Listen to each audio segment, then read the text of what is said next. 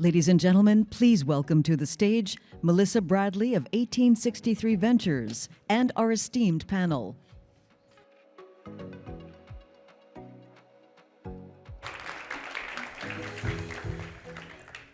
How are you? You got to do better than that. How are you? Because if I can hear the people from live stream louder than you, then we have a real problem for sure. Thank you for joining us on this panel with some amazing experts in this space talking about how do we create equitable economies. And I just want to kick off with a few stats, because I think when we talk about digital economies, everybody has a variety of things. When we talk about digital, we're talking about everything from devices to programs to broadband. Whatever it is both a means and an end. I think that's a fair assessment. So I want to start this off because we know that COVID for sure has changed how the world works. I spent a lot of time with small businesses, and all of a sudden those who are brick and mortar had to figure out what is an app, how do I use Instagram? They should have asked their kids, is TikTok a useful platform? But also at the same time encountered access issues in terms of what is the right time for some, if you think about the diversity of the global economy, even being able to afford it. So as we think about this, I would love to start with you, Beth, in terms of why is this issue of digital financial equity inclusion so important, and especially now? Because in all fairness, it's something we've talked about for a while. For a very long time. Thank you, Melissa. I am so excited to be here, especially in person with everybody at Concordia. It's so exciting. But you're right, the world has changed significantly. The pandemic has increased digitization around the world. It's changed the way we do everything. What do we do our work online, we go to school online, we do commerce online, we do money movement online. So digital connectivity and use is critical. It's critical for our everyday lives. It's critical for our resilience to be able to handle those bumps that are going to inevitably happen. And it's critical for long-term financial well-being, which is what I want to talk about. Yeah. And the waves of digital transformation are just continuing. They're coming at us, and so communities that are left behind now, they're just going to be left further and further behind unless we uplift them at this point. And we know, we have lots of data, as I know that you've seen, that both individuals and businesses who were digitally equipped fared much better through the pandemic, just the way that it is. And we know that, as people gain access to a digital economy, then they can have more opportunities to earn, to save, to borrow, to get aid, and to be able to insure themselves against those bumps in the road that are going to happen. And there's been a tremendous amount of progress. I'm sure many of you have read the new Findex that came out from the World Bank. And it's mainly good news, right? It's mainly good news. 76% of adults worldwide have access to a financial account. That's amazing. But there's so much more to do. There's still 1.4 billion people out there that are unbanked, and that's just the beginning of the story. Because, it used to be that the goal was to put a financial instrument in somebody's hand, make sure they used it, part of the formal economy, we're good. But it's just not enough anymore. It is just not enough anymore. And what we really need to do, let me be really clear, to achieve financial well-being and resilience, we need full participation in the digital economy for everyone everywhere. So how do you do that? You need 4 things. First, as you talked about, access to affordable technology. Important, critical, table stakes, not enough. The second thing that you need is tailored financial products and services to meet people where they are. The third thing you need is something that I call trusted convenience. And because trust is so important when you're talking about financial inclusion. People have to trust. And the fourth thing is knowledge. You need both digital and financial education. Visa's been in the financial education business for 30 years. We've touched more than 100 million people and small businesses. But to do all of this, we have to do it in partnership. It has to be done together. Visa's a network of networks. That's the business that we're in. And we partner to do everything. We don't do anything by ourselves. We partner with financial institutions, we partner with fintechs, with governments, with regulators, with everybody to be able to give everybody access to digital payments around the world. But now we really want to partner with all of you to be able to come up with innovative solutions to get to that digital economy, everyone being part of that digital economy. Sure. When we saw, just to put that in context, when we saw the massive wave of small businesses fail because of COVID, a recent study by Teneo said that 84% of them attribute their success because they had a digital presence. And for over half of them, it was their initial adoption of that in such a big way into their business, which is huge. Carmen, obviously you do amazing work. And so talk about kind of the top 2 factors that have contributed to the success of Pro Mujer, and how is that impacting the many communities that you work with? It's difficult to resume in only 2 factors. But thank you, 2 Melissa, plus. for your question. And basically, thank you also to Concordia and Visa for inviting us and allowing us to share our experience in Latin America. I would like to point out Pro Mujer works in advancing gender equality in Latin America. We have been working for more than 32 years now. And basically, one of those factors for success is the commitment and the hard work of each of our team members. It's something that allows us to evolve, to rise actually to the demands of today. And it allows us also to develop a comprehensive approach to women. It allows us to develop this approach that it's a holistic approach that basically gives women access to financial services, but also to the training they need to better use those funds that we give them. So basically this financial approach, it's not only giving the money, but also teaching them how to use those funds. We also, and moreover, give them access to the needed health services. So these are preventive health services because we need those women to be in good shape. We need those women actually to be healthy enough to take their businesses actually to another stage. So we are committed to that comprehensive approach. I think that is one of the factors. The other factor is also having presence in the ground. We have operations in Latin America. We get to know very well the needs of these women. So we get to know what are, we try to understand what those needs are. We respect the difference also that are present in Latin America, because Latin America as a continent is very diverse. We have a very diverse culture in Latin America where lots of ethnicity groups live. So we have to understand those differences. We have to respect those differences. And sometimes when people say, oh, you're doing too much. Well, the thing is that we are trying to cover and feed the needs of those diverse groups we have in the region. So I think those are the main 2 factors. I appreciate that, because I know you're doing so much more. We know recently, particularly in light of COVID, lots of programs were offered. Companies stepped up and made lots of commitments. Not all of them manifested, but those that did clearly had, I think, some key tenets, right? They, to your point, really focused on community. Mm-hmm. They understand that while technology can provide scale, there needs to be the nuance of context and individualization. There was always someone else, a coach, advocate, or someone else that could help guide them through, because everybody's journey is different. And there was always some kind of content or instruction to make sure it actually worked, right? In the context of a small business, it was applicable, they could generate money. In the context of academia, how to actually deliver this. I want to ask you, from your perspective, as you have lots of solutions and programs around the country, give us some examples of success, and what are some of the key tenets that those who are here and those that are watching can say, I think I can do that? That's great, thank you. And you're right, one size does not fit all here. Around the world, people interact with technology, with platforms, with products and services, with other people differently. And you have to meet people where they are, on the ground locally. And we need to deliver that in partnership, as I talked about beforehand. And at Visa, we're really focused at enabling those that already have the trusted relationships on the ground.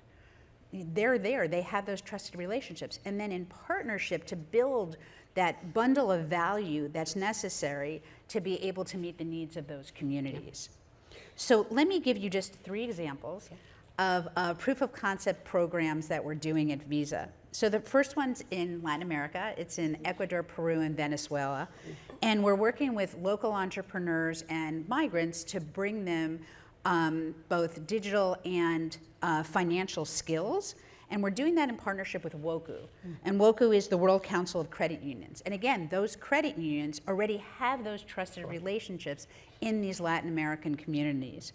And then we're working with WOCU and USAID to create that bundle of value to better meet their needs. Similarly, in the US, we recently announced earlier this year our program called MDI, or Minority Depository Institution. I find that very difficult to say. Minority Depository Institution Accelerate Program. And that is, again, to be able to bring access and opportunity to communities of color. And we are working with the MDIs, which again have those trusted relationships with those community of color to better meet the needs of those communities.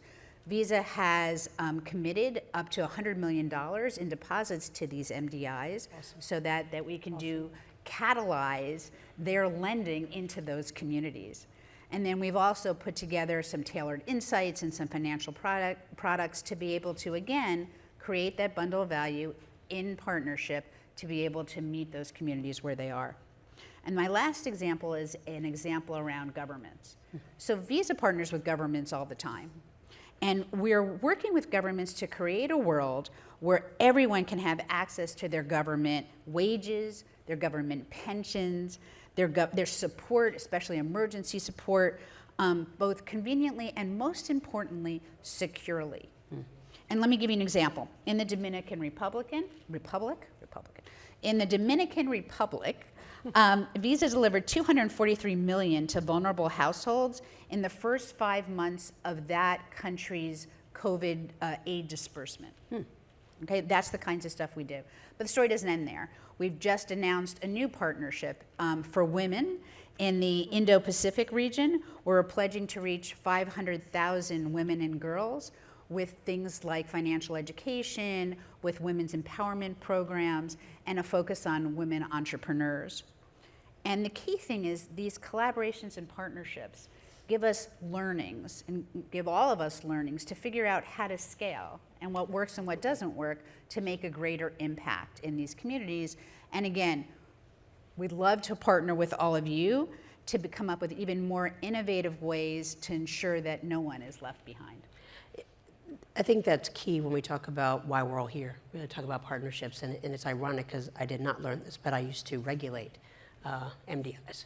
Oh, I see. And to watch them go from over 100 to just barely near 30 is clear that it's not just about the money, because there's been so much money thrown at minority depository institutions, but it is around that network effect and having partners who can bring money and technology and acumen around marketing and getting to these communities is clear.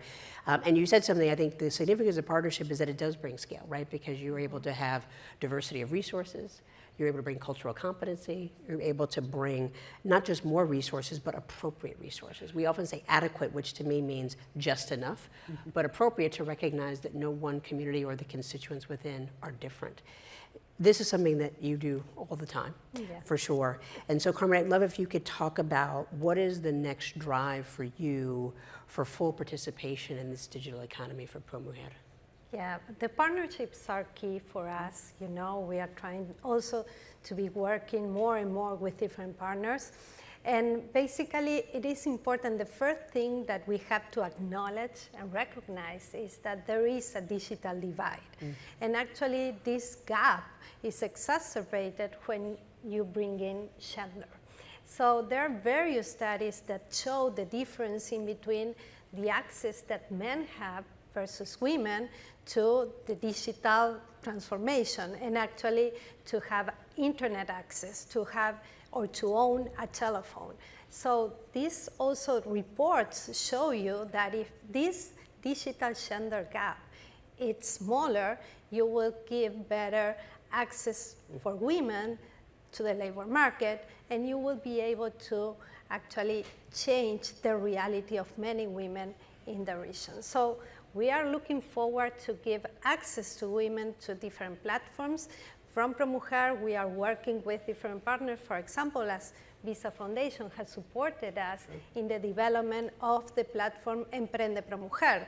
Through this platform, we are giving women entrepreneurs access to different resources, different tools they need to develop their companies.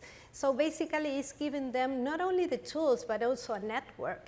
It's giving them also access to mentors. It's giving the digital access to learn about those digital skills that are not in place. But it's also getting to know where they are, where is that starting point, and adapting the content of that platform to the different realities of those women. So we are also deploying different financial services, giving access to women in a very short period of time to those loans, and giving also access to different health services through also the technology. So today, for example, we have in place in Guatemala a health chatbot, a breast cancer health chatbot that basically for any woman in Guatemala who wants to learn how to do a self-exam on her breast, she can do it learning through the chatbot itself. So we are putting those platforms in place, but it's not just putting the platform in place. You have to teach and actually guide those women how to use those platforms. So for us, it's very important not only to give access to the technology and to these new applications, but also to guide them and allow them to appropriate that technology. Sure. So that is key, and of course, one of the things we look forward is to be working with partners that can allow us to develop these new services, these new products. You amplify the concept of team. Together, everyone achieves more, for sure.